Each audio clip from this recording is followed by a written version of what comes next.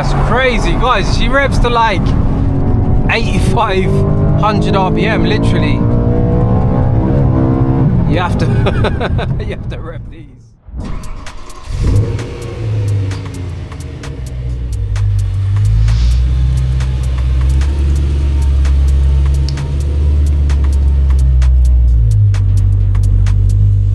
Yo, what's going on, guys? Welcome back to the channel, and today we are out in this lovely E92 Bmw M3. We like to do a couple of these on the website. They always are very popular. This one's like 30 quid a ticket.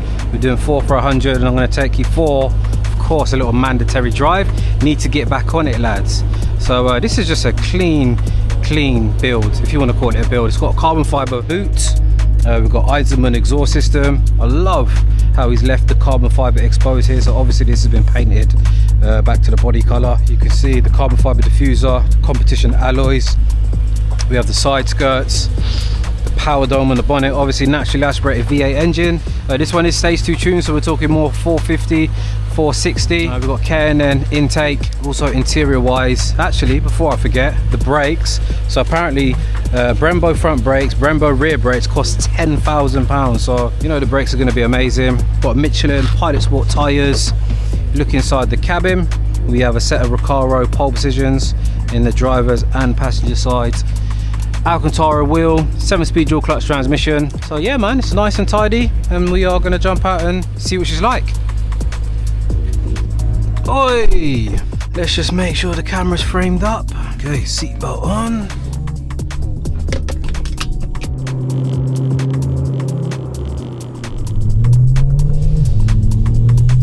Okay, man, yeah, straight away, man, bucket seat, game changer. And the Recaros, they're like a real, you know, nice in between. You can definitely run these still on the street, but they're going to obviously improve track driving.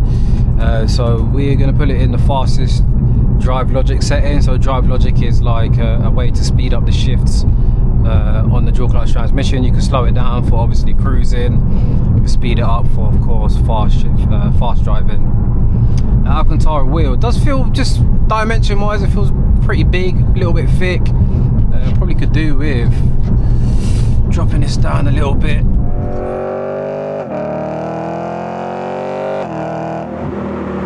But yeah, this car's also had lowering springs, and it's also had a race alignment. It's probably going to have some negative cam, but it's going to enable the car to probably just take corners a little more effortless. It's something I notice whenever I have alignments done. Let's have a little listen to this car. So guys, these naturally aspirated V8s usually blow my mind.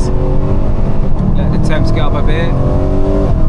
Oh wow, she feels noticeably more torquey than a normal S65. I can definitely notice that stage 2 tune. Yep, drive logic in its fastest setting, so it's just aggressive after each gear shift. But the main selling point, and the reason why you'd still buy an E92 M3 is because of that naturally aspirated V8. All these new cars are all turbocharged, and I recently owned a G82 M4, I've had the M3 Touring, even jumping into an F80, oh my god, how much more dynamic and playful and just more fun they are to drive. And then obviously you come back to this one and it's just that same exaggeration again.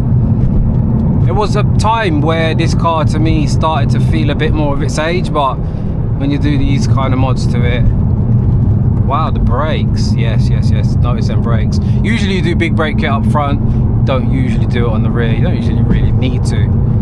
So it tells me that the owner may have done some track days in this. Have a listen.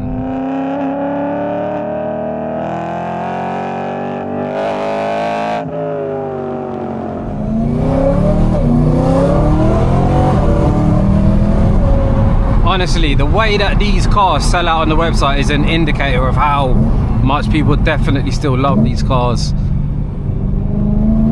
Naturally aspirated V8. Bro, that was nearly 8,000 RPM. I'm sure they rev to about 8,250. And this one being tuned, it could have even been raised.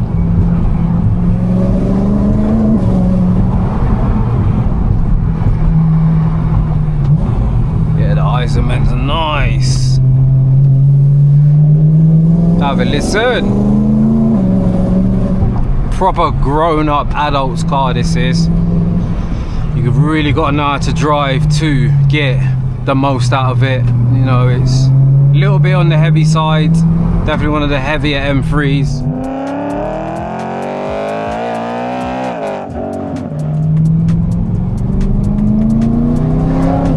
Steering feels a little lazy, it doesn't feel like super nimble. Don't know what I've been driving recently. Obviously I have just started a track series which I've not told you about, but I've driven like 9 or 10 different cars, and I mean, you don't want an overly sensitive steering wheel. Alright, let's go. Power, okay, we've got power modes. Wow, that's crazy, guys. She revs to like 8,500 RPM, literally. You have to you have to rev these. Holy shit. Yeah, that's the thing with these cars. You really got to rev them out to make it exciting, you know. And the problem is revving it out, you know, 295 foot-pounds of torque I think these were.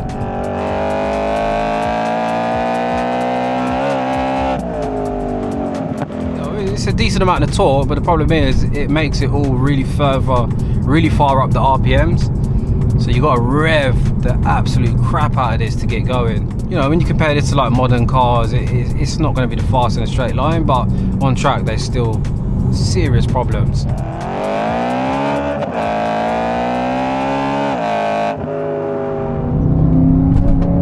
Almost looking over the bonnet a bit.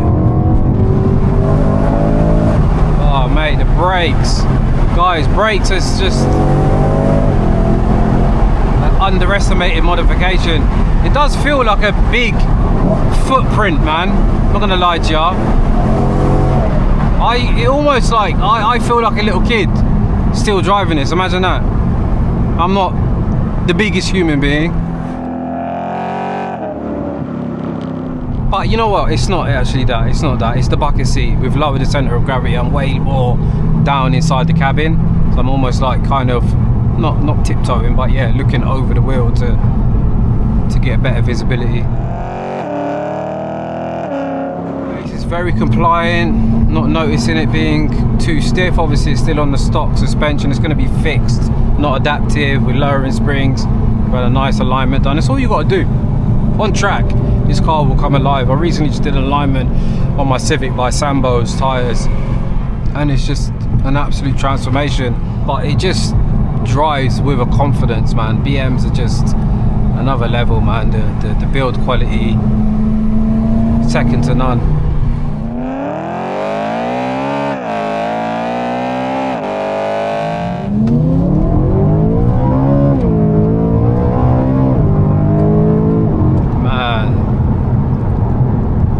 The shift speed is just on another level. I don't even think this has had any software. I think it is actually stock. Super stable in a straight line. Look, the brakes are just, yeah, it's one thing that a lot of pre-gen M3s have lacked is brakes. Oh, okay, you know what? At higher speed, you can actually feel the way it wants to tip into corners. It is, the alignment is more noticeable at higher speeds. I just noticed it was very eager to turn into that right-hander. So yeah, interesting, very interesting.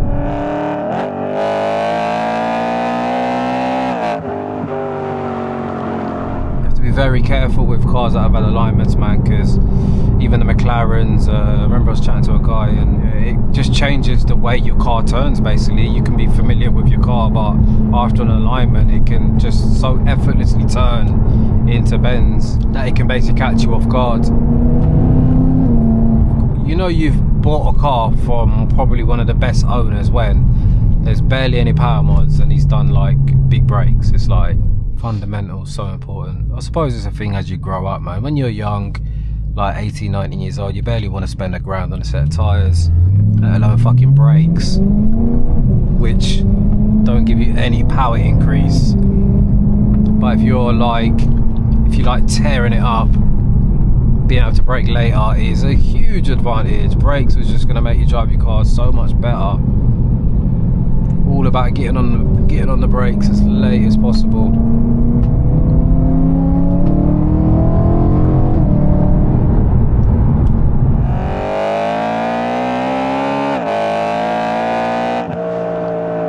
Only problem with the M3 was it just wasn't quite quick enough in a straight line. You would just have, I mean, cars like this in front of fucking Golf GTI, do you know what I mean, that could take the piss. And obviously, you know, in an all-out race, like, yeah, the M3 probably is the faster car, but there's no low-down torque in it. So it's like, just like I mentioned earlier, you have to drive the bollocks off an E92 M3 to stay with anything, like, and that's if you even can stay with it. But it makes it all up in the top of the RPM, so you really have to, you've got to drive the bollocks off it, which, you know what I mean, like, now, like, look at this, I've got to rev it to, look at that shit. It is so obvious that I am trying to drive fast. Like, I'm a bit of a bluffer. I don't want to have to scream to 8,500 RPM to stay with a fucking Golf GTI. So anyway, guys, I think that is a video. Just want to get into a habit of taking these cars for a little spin around the block. You already know this one's on the website. Tickets are absolutely flying. It's a low odd comp, so it's £30 a ticket. We're doing 4 for 100, and they're absolutely flying. This one's going to 100% be a sellout. It's one of the cleanest E92s we've had in 52,000 miles, man. Crazy. Anyway, we're out.